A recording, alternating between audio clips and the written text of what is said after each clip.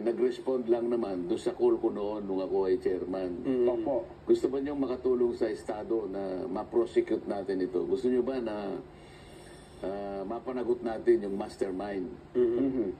Kumbaga sa isda, yung pinakamalaking isda ang ating mahuli.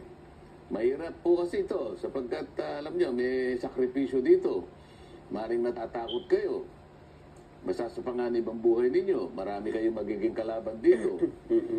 Pero meron pong binibigay na remedyo ang batas.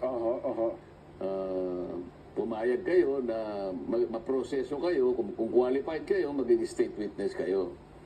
Sa paraan na yan, natutulungan yung Estado. Kasi kung walang lalabas na whistleblower din, kasi ang labas mo dyan, whistleblower ka eh. Tama po, Eh sino? Kamukha nung tinesting namin yung 15 contractors na nandun. Yung listahan ng Pangulo yan. Yung natirang na nandun, may silang 10 eh.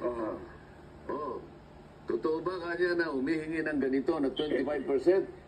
Tinanong lang, hindi po. Lahat sila hindi po eh. Okay, Samantalang alam naman nilang open secret na yun eh. Lahat naman ng... Totoo po, 25 hanggang 30%. Pero lahat sila. Sinabi eh, hindi po totoo. Okay. So, inakala nila yun ang parang para mag-cover up nila yung katotohanan eh, di ba? Okay, So in this kaya, nagsabi, sige po kanya, nagpasya na po kami, tingnan ko kung talagang totoo. Kailangan makareceive ako ng sulat mula sa inyo na talagang gagawin niya. Maingat tayo eh.